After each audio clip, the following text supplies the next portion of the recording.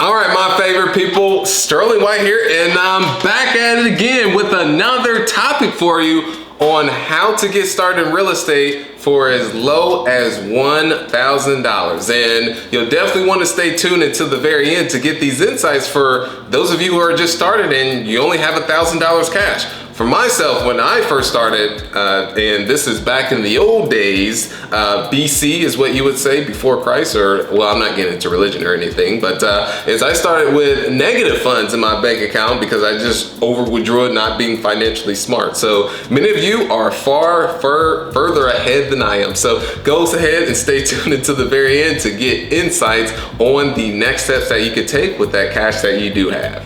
And first and foremost, you want to stay as free as long as possible. And this was the route that I ended up taking because I didn't have any money. I actually owed the bank money, and I was so broke, you guys, that I remember going to Kroger, which is a grocery store back in Indianapolis, or it may be across the Midwest, that in order for me to pay for groceries, I had to ask for my relative's food stamp card.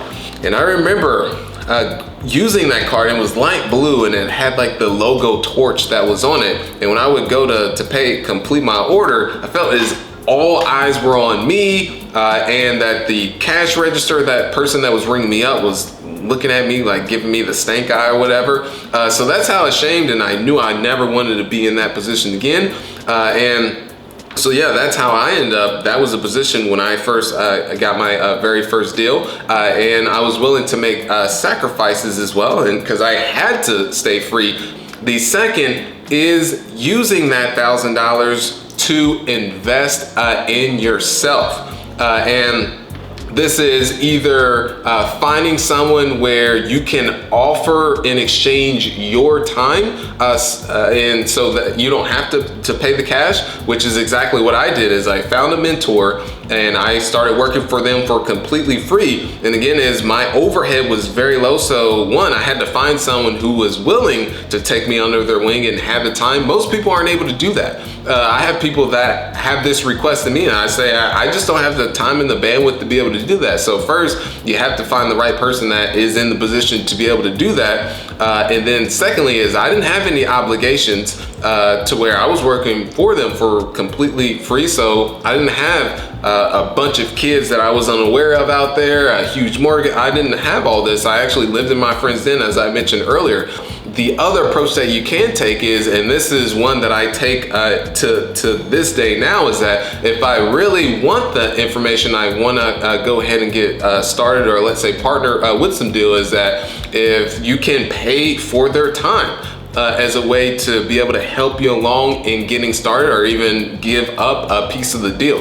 So that's another thing that you can be able to offer with your $1,000. I'm a huge proponent on mentorship because yes, you can go out there and do it all on your own, but instead of going out there and do it all on your own and try and reinvent the wheel, find someone who is where you wish to be that already has the will created. And then the next is to push the money to cash. I mean, push the money to marketing. That's what I was meaning to say. And when I started to get some cash from deals, is I just kept pushing it into the marketing side. Is I remember writing my own handwritten letters. Yes, handwriting those myself in my hand. I was staying up all night writing those, but I had to buy the pens. I had to buy the mailing stamps. I had to buy the actual envelopes, and then I couldn't really afford for someone to actually do it, or at that time I believe it actually should have been focusing on higher value activities, but as I was handwriting those myself, I was buying bandit signs. So I was pushing to marketing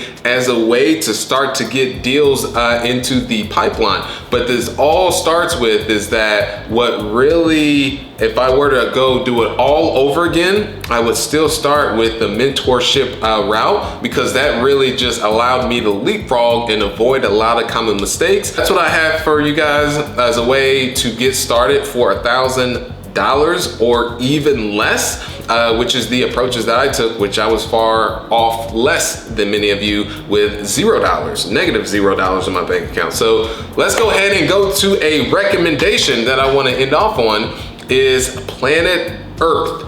And this is just one of those documentaries. The scenery is beautiful, and it just goes into the nature that's out there and how animals hunt.